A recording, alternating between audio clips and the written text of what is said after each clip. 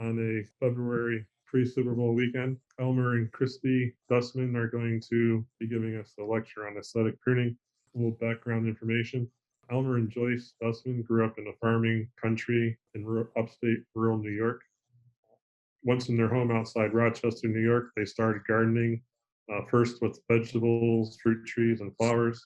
It was when Elmer stumbled into bonsai creation and care 44 years ago that his latent ACS slash addicted conifer syndrome was ignited.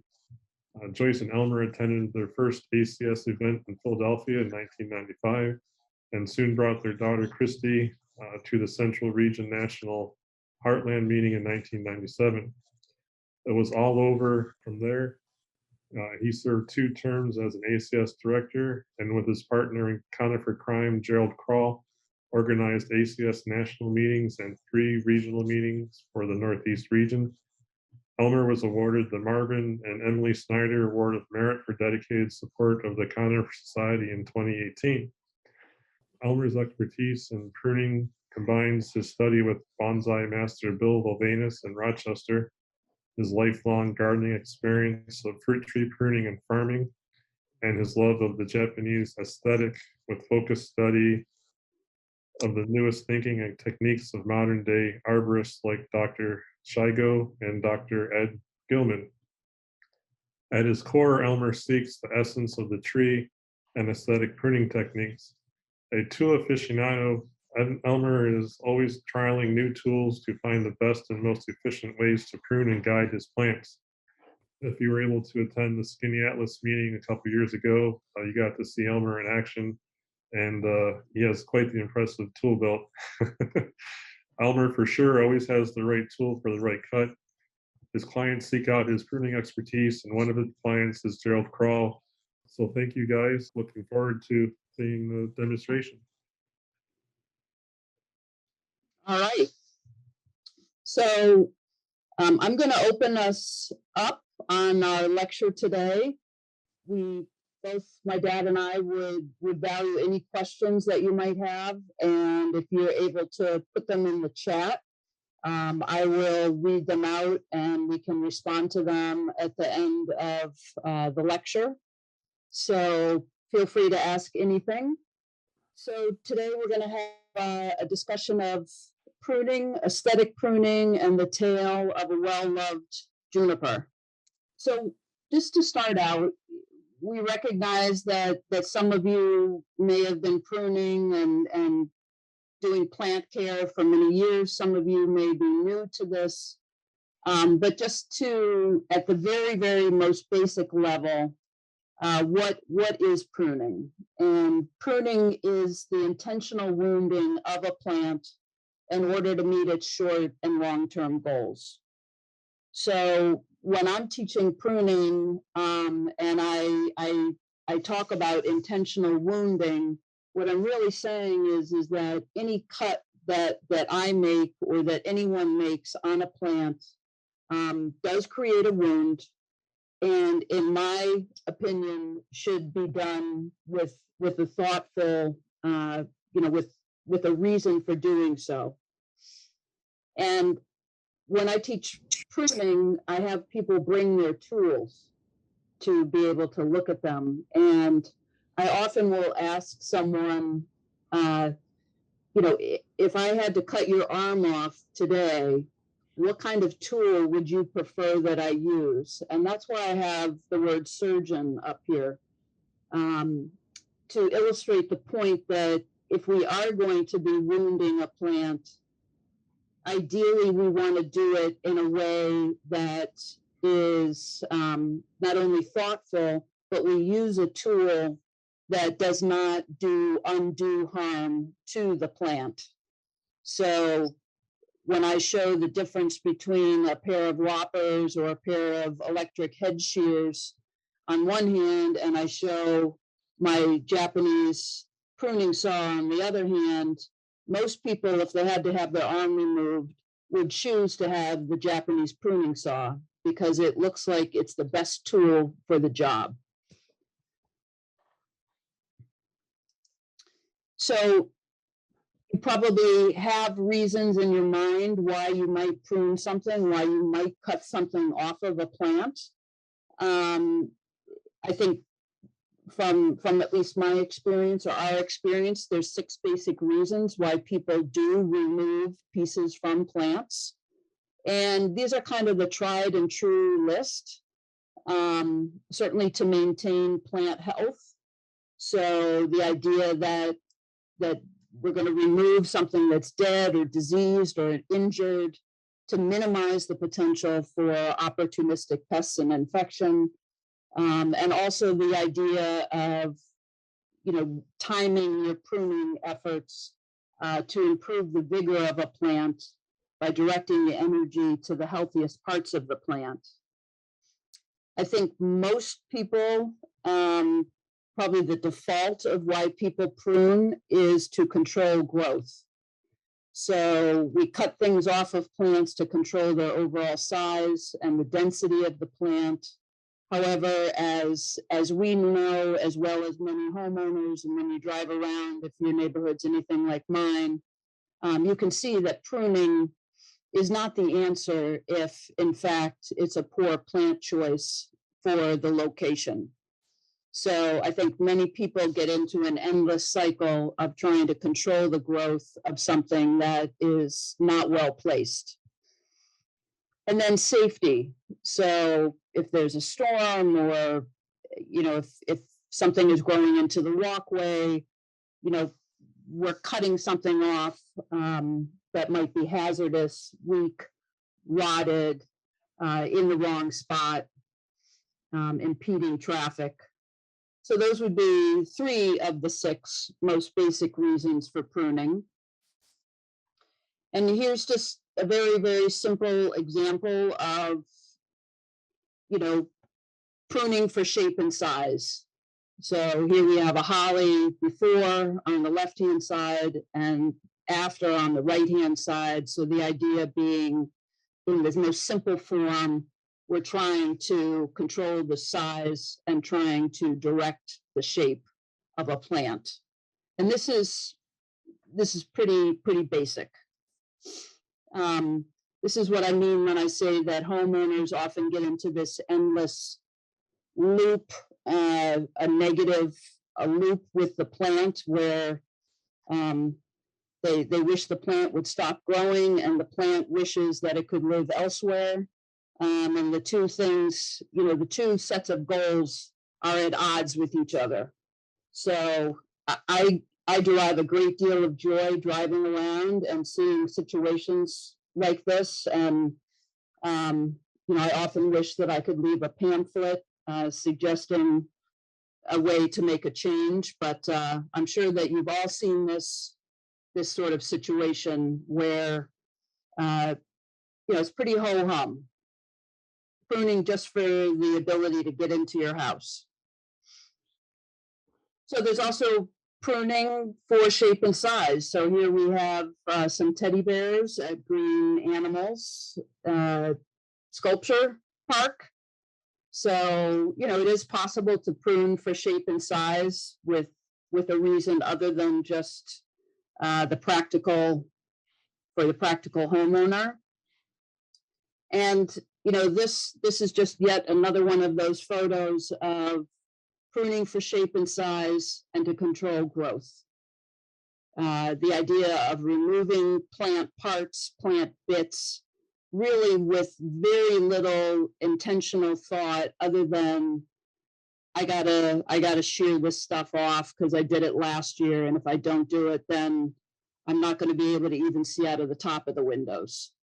So in another talk that I do, I pose the question of, are these yews actually topiaries similar to the teddy bears that we just saw in the previous slide? So then if we think about what are the last 3 reasons, we start to move past just simple functional control over plants to actually having a little bit of thought as to why we're doing what we're doing.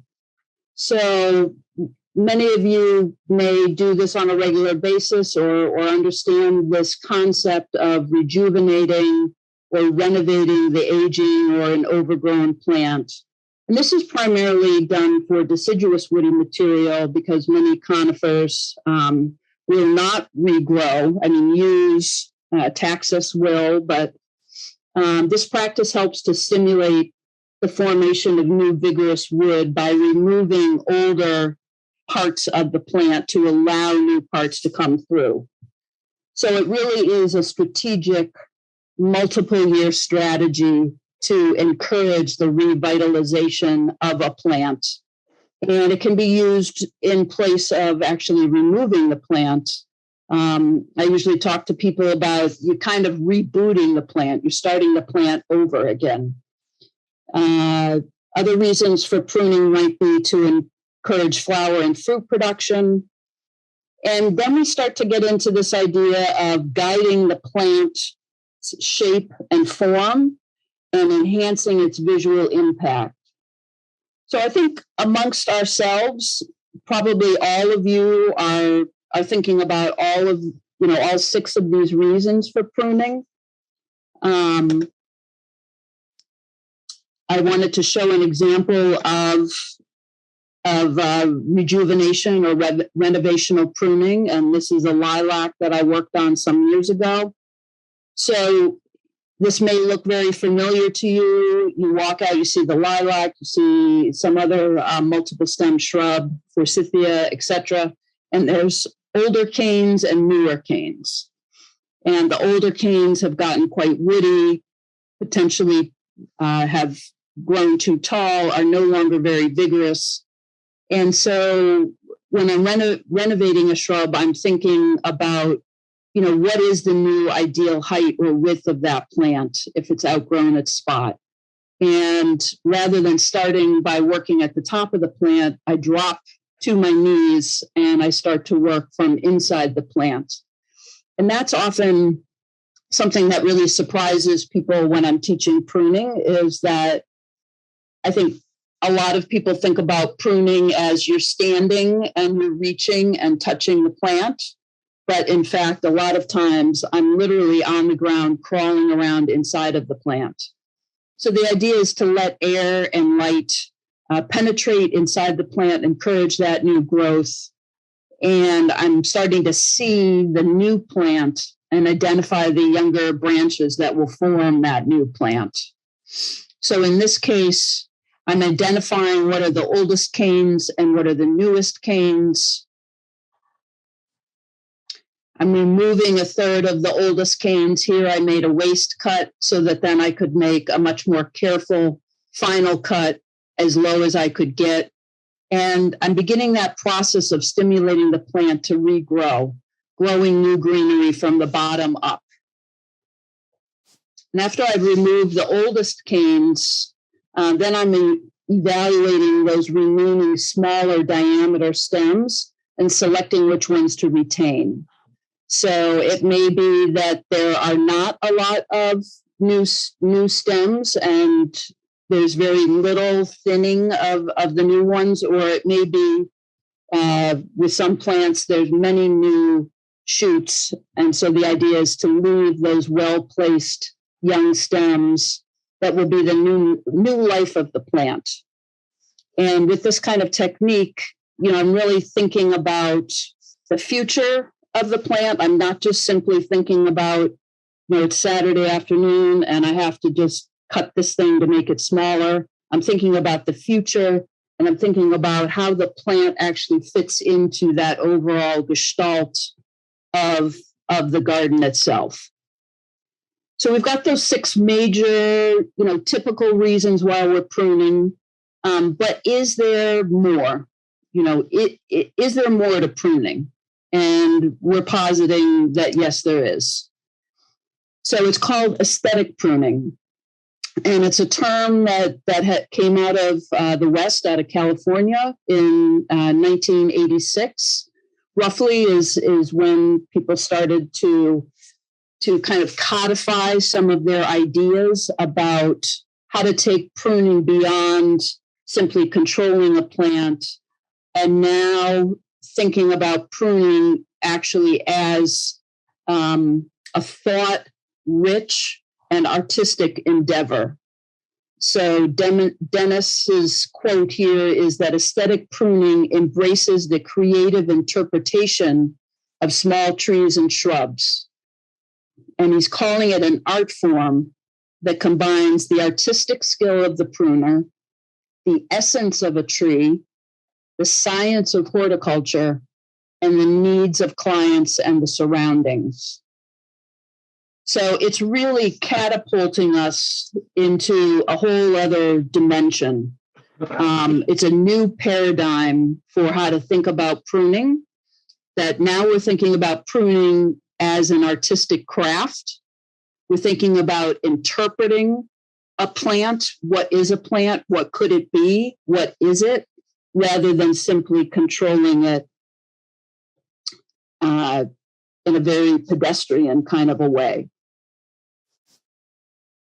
So there is a website. There is a professional association of aesthetic pruners. You can Google this. They're out of California. There's also an aesthetic pruning club, and there are classes held at Merritt College, which has a horticulture program, I believe also in California. And they say that they make the right cuts for the right reason. And here they say specifically that this pruning, this way of thinking about pruning and finding the essence of the tree is based in Japanese garden pruning, bonsai ideals, arboriculture, and that it's incorporating visual art and design principles. So it's so much more than, our traditional concept of what pruning is. And that's so much more. Yes, it does involve having, the right tool for the right cut, but the so much more really is in the mind. That rather than pruning being something that's mindless, it's actually mindful. And this is an example that I took off their website. They have before and after photos. So I think we could all appreciate this idea that we're finding the tree within the tree.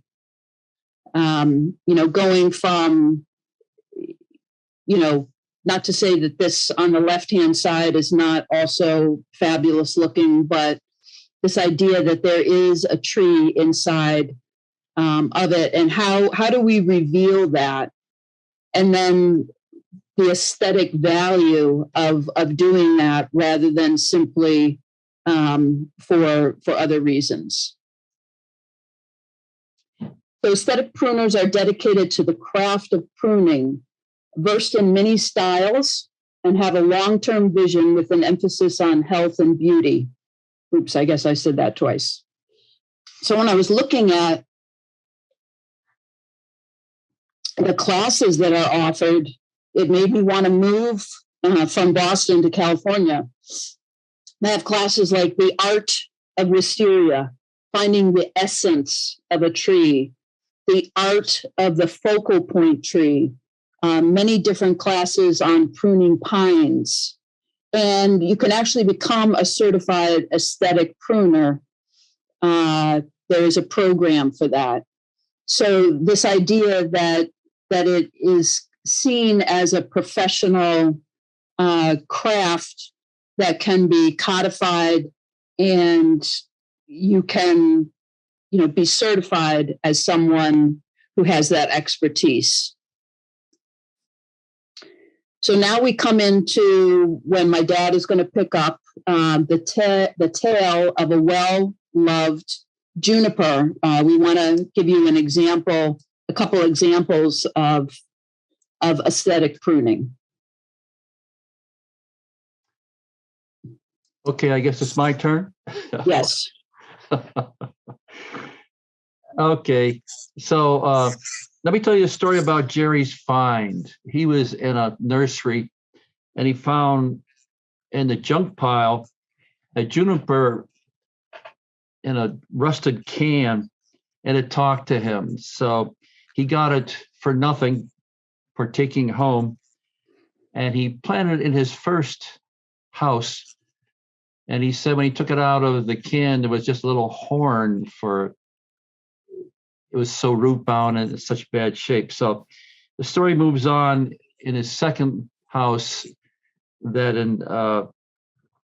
I came on the scene in 2009 and started pruning on this specimen. Next. So there you see it in 2009, and in 2021, you see after I spent 4 hours working on that juniper. Now, the juniper has occasioned a torsion break with the snow load last year. And you can see he has put a prop in there. He used 2 stainless steel bolts to bolt it, which is, I've had good luck with that to salvage such breaks due to weather. And he's going to provide a bamboo brace. So it'll be similar in style you would see like in Kyoto, Japan, to preserve a venerated tree specimen. Now, Jerry's vision to me was I want to see this statue in the background through the tree. And indeed, the tree creates a frame for this statue. And then you can see my ladder there, just for give you a size relationship. So it's 8 foot in height. And I remember the first year I pruned, it took me 6 hours. So it's not that I'm getting better, it's getting easier to maintain a new shape. Next. So when I started in October, I do it once a year after the growth has hardened off and is at the point of doing it before winter. And you notice that from the previous slide, it's just wild. It has just big rounded clouds, and you really can't see the sculpture of the bolt itself. Now, look down at the bottom, you can see the 2 bolts Jerry put in.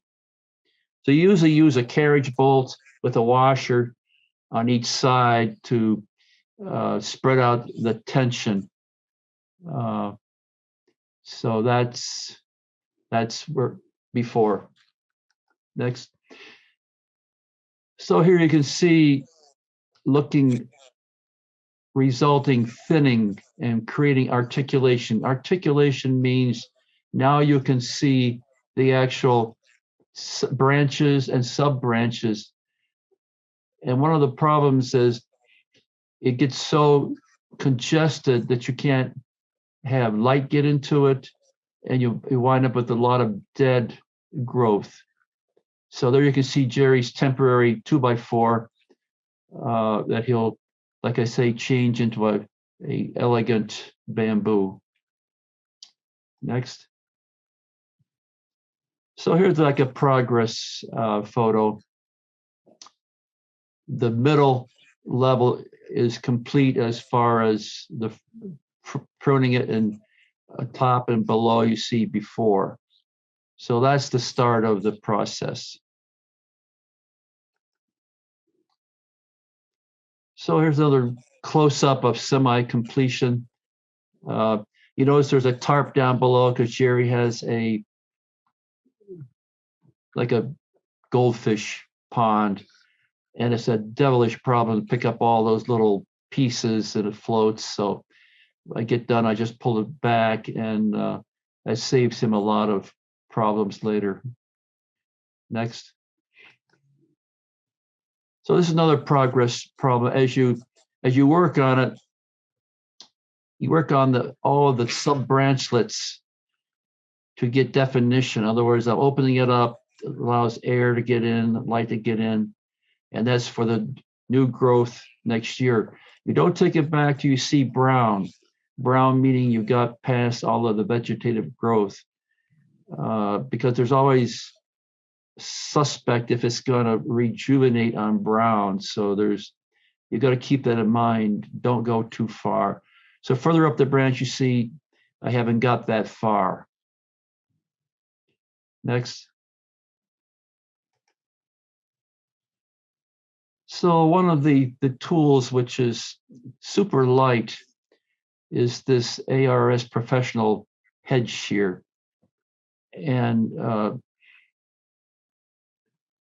using the right tool for the right need, individual pruners, it take you forever, and you really can't define the length of the cut. And this particular tool, I think I could almost give you a haircut. It's so accurate and so sharp.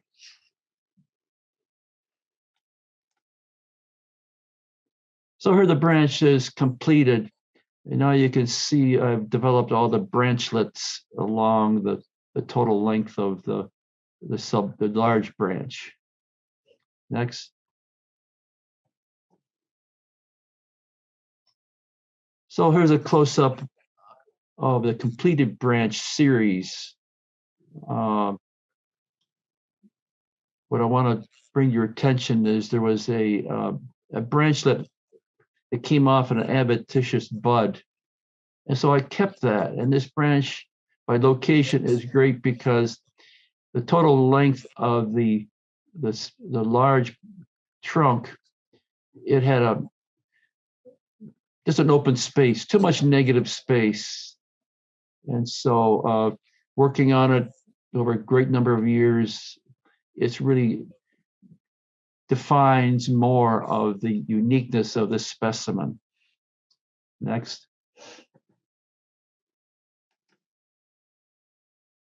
So this is after scene.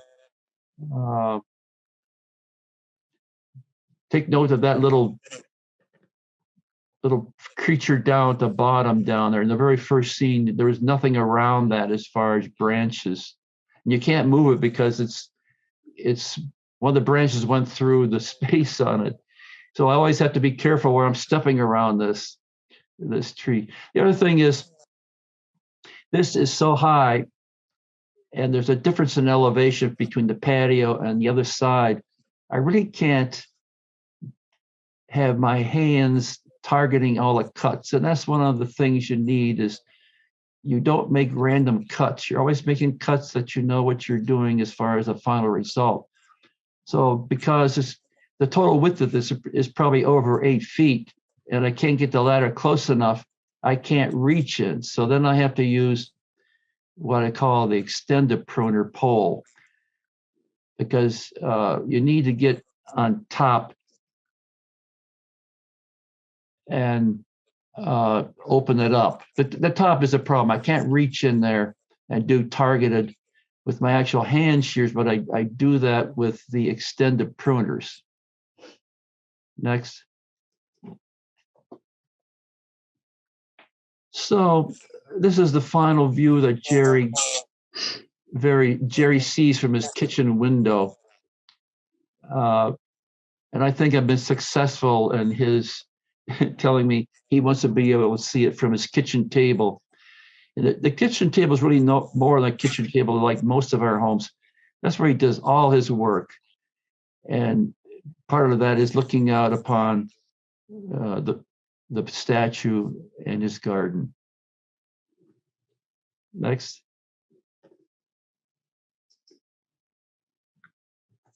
Well, now we move on to Christie's garden in Boston. And she has this Dobbs frosted, which is, like she says, you have to say, I got to do something or just take this thing out. It is just not handsome anymore. It doesn't add anything. And the space is too valuable to have something like that. As Christie says, it was so ugly she wouldn't even photograph it. So, step by step, believe you, all the tools that you were making fun of my built, I used every one of them on this particular specimen. So one of the things that comes from bonsai that is really relating and usable in this context. It needs to show that it has a strong attachment to the ground. And it should look like it's rooted from the ground. And what you start to do is enhance the structure by removing the inner branches. But at the same time, you got to keep green or the foliage at the tips of the branches, because that's the strong part of the plant that's going to keep growing and back budding and develop the pads. Next. So once you've revealed the inner structure, I start out at the ends and I work back toward the center. And always keep in mind, you think in triangles. If you ever look at trees, as you go higher and higher, naturally you get smaller diameter as you get to the tips, which is the green part, and that's what is your yearly growth. And so I mimic that and actually use the head shear to get that triangle working back. Next. So here you can see more clearly about the trunk, and you could enjoy the buttress. A buttress tells you, wow, this is a strong plant. As Christie used the word gravitas, it gives you a sense of strength, a sense of presence. So as I've coined the phrase, we have found the tree within the tree. And this is the essence of aesthetic pruning. Next. So looking to the future, it's going to backfill. It's going to, as it backfill, it's going to be able to have new growth, more growth. You'll be able to develop the cloud in the triangular shape. And you're going to see some adventitious buds expressing. And the cloud pads will be more definition and robustness. So Christie's a little poetic here. She says it's a dance between the pruner and the plant. Next. So Christie took a recent picture. So with the snow in the background, you can see more of the ranginess of this plant. In contrast to what you see with Jerry's plant with 12 years of working on it, believe me, you'll get to that location in the pruning cycle, but you don't have that in 1 year. It's going to take other years and see how it develops. But believe me, the growth has been enhanced as far as doing that and the visual enjoyment of just standing in front of it. Next. So now the tools. That's my typical tool belt. And I'm upgrading because it doesn't fit me anymore, but that's a different issue. So you see me holding 2 Extenda pruners, and that's my ladder in my backyard. Next. So 2 name brands I use, and if you're looking for locations to buy that, just go online. And you'll see all sorts of people who will sell you silky products, AR products. And what you see here is a contrast in the size of the teeth. So you have to match the teeth to the diameter of the branch. So the top one is for large branches, like 3/4 and up, and the bottom one, which is a folding tool, which is quite unique and nice, the Pocket Boy. That's for smaller branches. And then for general application, you just use your hand shears or pruners. Note this has a rotating handle. We'll talk more about that later. So ARS is, we're taking this off the website. And in addition, there's two recommendations that I use for hand shears, ARS and Beho. The rotating feature, what that does, it has equal pressure in all of your fingers, as Christie said, pinky fingers and your ring finger. If you don't have that, as you apply the pressure, all the pressure goes to the bottom of your hand, and it's unequal. And one thing we got to keep in mind is carpal tunnel syndrome. I'll talk about that more later also. So this comes in 3 sizes. One of the important things is find the size that fits your hand. There's nothing worse than have one too big for a small hand and conversely. And then the high carbon blades are replaceable. Next. So this is the most professional pruner you can buy. It has rotating handle, and it has tremendous design for ergonomic comfort. It's available in 3 sizes as the other. And you have less wrist fatigue and discomfort thanks to the inclinations of the cutting head and the blade. I know you're going to say, what does that mean? Well, as you're pruning with a regular pruning tool by other manufacturers, you're always turning it down and to the right or left, depends upon your hand, because that gives you the most advantageous location to affect the cut. So to counter this, this comes already with, it tips down inclination and it tips to the left. So what that does,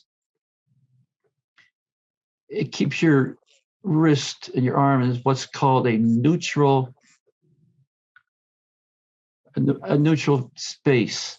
In other words, the pull on your tendon is straight, it's not on an angle. So that goes on to what we're trying to do is minimize the stress. And you're not like the professional people maybe do 5,000 cuts a year, but we still got to think about that. How many people do we know that suffer from carpal tunnel syndrome and visiting the surgeon?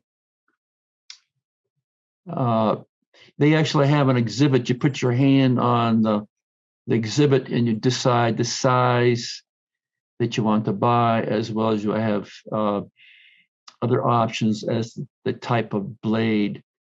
And this is probably the best advanced tool you can buy.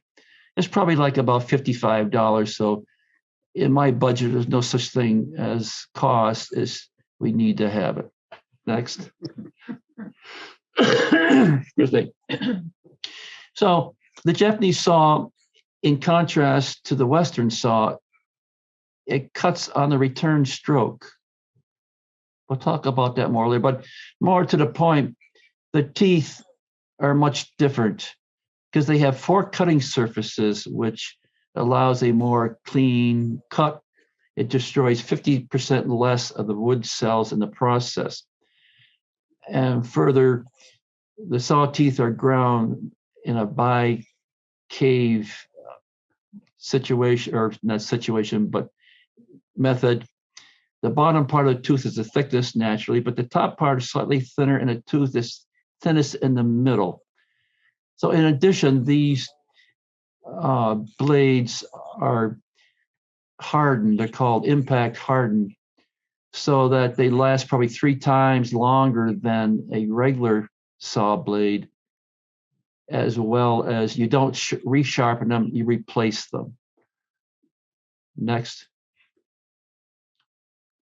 So the advantage is when you get this in your hand, you're going to say, oh my golly, why didn't I know about this before? You have less power needed. You're more efficient. Like I said, it cuts on the return stroke, which allows a more targeted control as opposed to the push stroke. And the saw dust just effortlessly drifts away. So you get a very clean cut.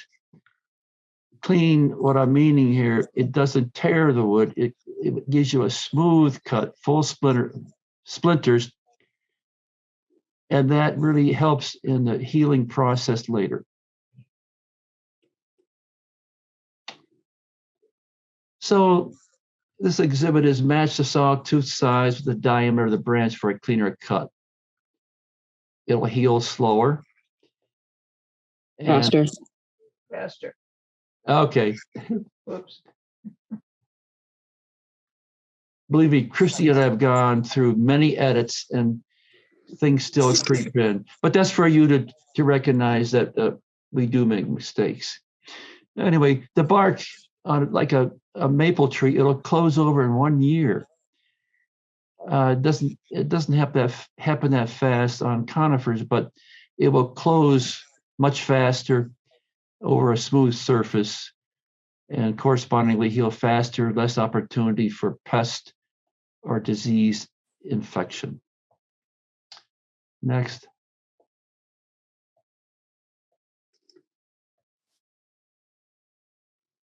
So these are some bonsai tools, but they're larger size to use on large trees. So from left to right, the knob cutter is to remove unsightly knobs. I hate knobs, and I find knobs from previous improper pruning. And I use that for larger diameters, like 3/4, to cut it flush. And we also make it little concave, which helps heal much faster also. The next one is the concave cutter. Use that for smaller. It allows you to cut flush to the trunk, which you cannot do with the pruners or even the hand snips. The hand snips you can't do it because the diameter is too thick. And when the diameter is too thick, it's too woody. But you can do it on thinner ones, so that the hand snips are for cutting smaller branches when the shear blade is too cumbersome on the others. So it depends upon the size and the woodiness of the branch that you need to take off. Next. So other tools for targeting, I can't tell you how good this ARS K100 series is, especially when you have a lot of area to cover. This thing is just the thing to use. And then this sword shear on the right, it has this place in, and when you're cutting, you'll take the right tool for the right portion of the plant. This is again is a Japanese source tool. Next. So now to the Hasegawa platform tripod ladder. The main thing is it weighs 31 pounds, which is phenomenal. And the working height is like it's 6'5" off the ground. And that's where you stand. And the portion above that gives you, to me, a security feeling. You can grab that. And then standing on this with the extender tool, you can raise, another 8 feet, 10 feet in height. Anything higher than that becomes something for an arborist. It's not in my field of work. So the ladder's like 11.5 feet long. It fits great on my truck bed platform. Next. The one thing about this ladder is the aluminum is extruded pipe. So it's a work of art to be able to helio-arc all those connection points. So it's the safest ladder possible to use. It has a stable platform. And so the platform is developed by, you have a limit chain on the leg, the third leg, which is hinged. And that maintains and guarantees that you have the right base platform, the width and the spread.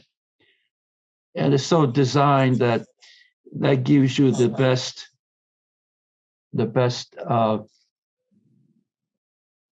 security as far as overturning. And that you got to be very aware of that. And so you have deep steps. It holds up to 300 pounds, so that's adequate for me at this point in life. Next. So here's Christie, and I'm a little cautious about the safety. She has the older style ladder, aluminum, but it lacks that chain. So you have to be aware that you should not extend that angle, because at some point the angle is such that you're no longer distributing straight down. What you're standing on is becoming a beam, and it's not designed to be a beam. It's designed to be in compression. Maybe that's more you need to know, but I have to caution her later not to do that. I think she's got rid of that ladder. Anyway, her point in the business, she should not be climbing anyway. So it's much heavier to carry. So next. So I extend my reach. So if I'm standing up there, from my leg up to your arm, it's like 4 feet, and then you have 8 feet on the ladder. On the extender pruner, you can get very high, and you use a 4 foot and a 6 foot. So next. Christie's put this in for a little levity. The old saw. A pun intended, always have the right tool for the right job. Next. So a few of my recommended sources, and the disclaimer, not ACS. This Pruning 3rd edition by Gilman is one of the most illuminating documents I've ever run across, and I recommend that. You'll always learn something by reading this. And then the ARS brand is one of the 3 top. You have Hasegawa. We have a spelling error there. It's EGAWA. Silky Saws, the Beho. And I've also recently started to buy things from Milwaukee. They have online shopping. There's some reading on Japanese style pruning. I encourage you to seek that out if you want to get to that next level. And of course, aesthetic pruning, if you go to their website, they have a lot of tutorials and bonsai study and training. So next, I think that's it. Oh, great.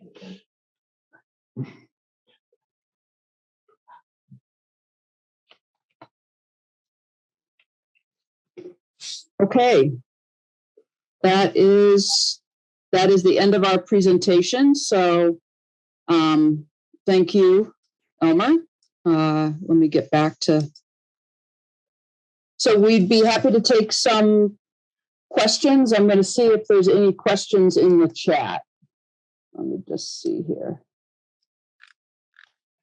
I do have to say that that picture of me on the ladder over the pool was from a previous life, and I no longer engage in unsafe acts such as that. And I thought long and hard before revealing that photo to my father. So, okay.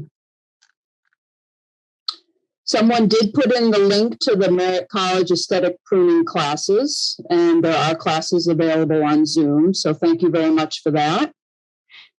Someone's asking, can you share any tips for keeping your pruners razor sharp? Yes, sharpen them. No, seriously. Okay. seriously, I'm trying to think of the name of Dynamite, DMIT, I think it is.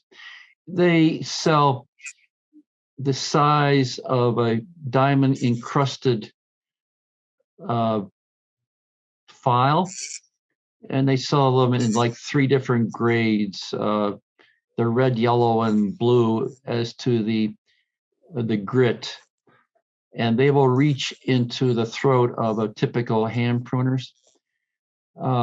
Just a regular, which you buy as a bastard file, you can use for the length of like my head shears. And what you need to do is make sure you make a stroke, you make it the total length, and you got to be very dedicated as to the pressure on it and do the full length. Otherwise, you're going to get uneven sharpening and edges.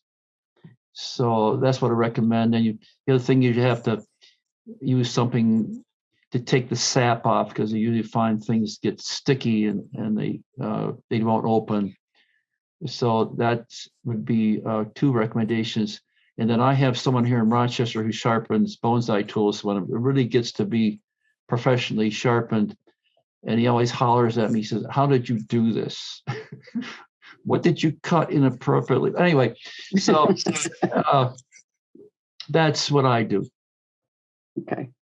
Next question. Someone is saying lovely texture on the Juniper pads and very nice trunk lines.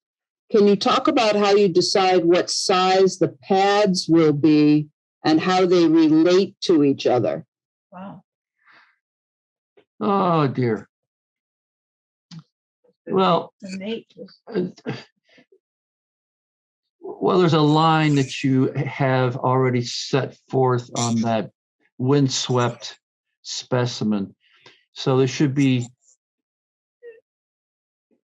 in one location matching the line that's in that when there is leaning to the left. They should be always leaning to the left, and they're going to grow that way anyway.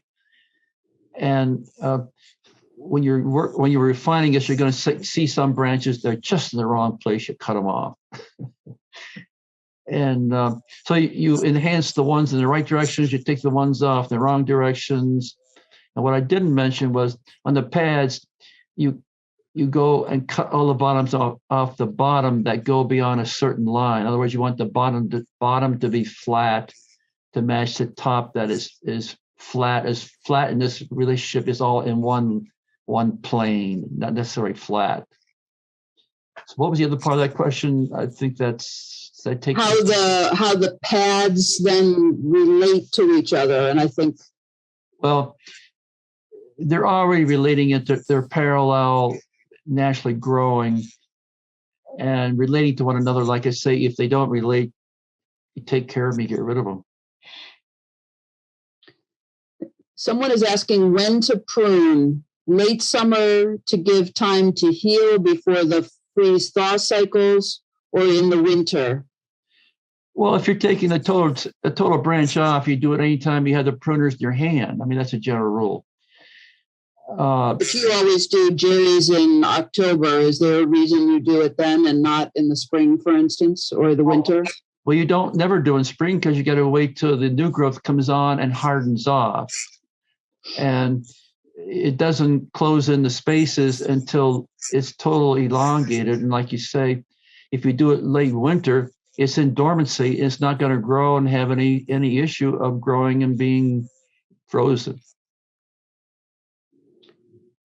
Someone was asking about the leg of the tripod ladder and whether that leg itself was extendable. And yeah, I don't know that we totally covered that in fact that third leg is extendable.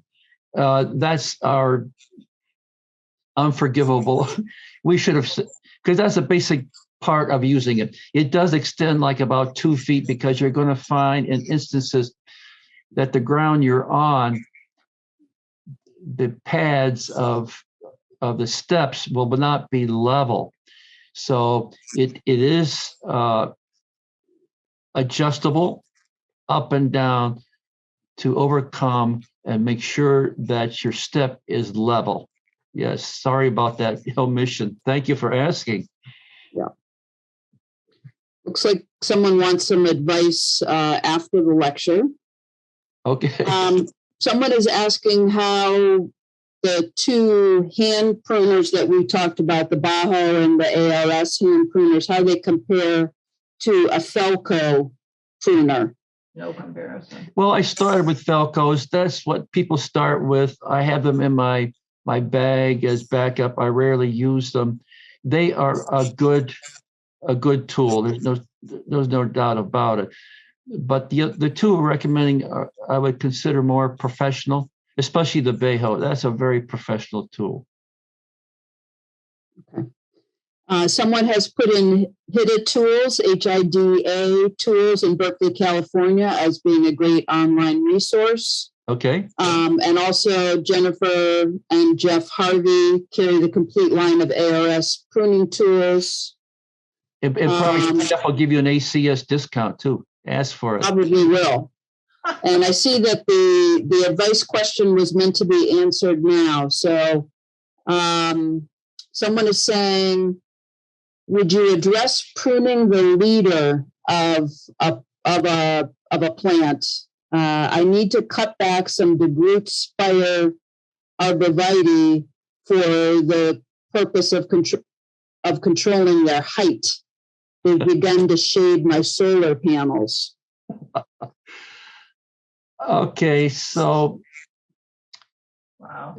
what I'm understanding, this is a specimen has a leader. So you always want to keep the leader higher than anything adjacent because you'll have competing leaders. I'm not sure you asked that. And I'm not sure that particular plant has leaders on either side. You can cut the leader totally off, and that'll send all the energy down because we have an apicable situation where the strength is always at the top. And conversely, the lower limbs, you got to be careful because they are less robust, and you don't want to cut those back thinking they're going to regenerate or grow next year. So what you're saying is, can I keep the plant in place at a certain height forever? Well, you can. You just, as you cut the leader, keep that zero. You're going to have side shoots want to be leaders, so you'll have to be always cutting that back, and then you're going to find it's going to thicken up. So then you should be thinning out because you're going to have a dense top. In general terms, I think that would be the way I would do that. Okay. I don't see any other questions. I do see a thank you and an excellent presentation, so that's awesome. If we have no other questions today, then someone's saying, what's the best way to sterilize tools? Ooh. Get a spray can of Lysol? Lysol. There you go. Because a lot of the literature says you should disinfect between each and every cut. Well, that's kind of obnoxious, but you should disinfect your tool from going from one plant to the other in case you pick up something that you don't want to disperse to everything after that. And that's especially a spray can, especially effective on teeth of a saw. Is it Lysol? What's the other thing you use? Something you use for common household. Comet? Not Comet. Well, anyway, Lysol. Something that has alcohol in it. It's disinfectant. Yeah. Just something has alcohol in a spray can. Someone's wondering, would rubbing alcohol work to get the sap off? It might. The other thing is they sell stuff for that. Something you could use for paints to cut. Put it on a rag. Yeah. Goof off works really well, says Jeff Harvey. Okay, that's a good. Goof off, I think he means, not goof off. I think that's a trade name. Yeah. So Goo Gone is what people are saying it's called. Goo Gone. Who comes up with these names? Okay. Yeah, I've heard that. Or just hot water and dish soap. Well, Getting various options here. that's WD-40. okay. All right. That's good. So, well, we hope we've inspired you to think beyond just cutting something for a very simple reason of controlling growth, and instead to start to think, start to see what you're doing as an artistic endeavor, your plants as benefiting from this artistic endeavor. And thank you for being here today. Thanks again. Bye-bye, everybody.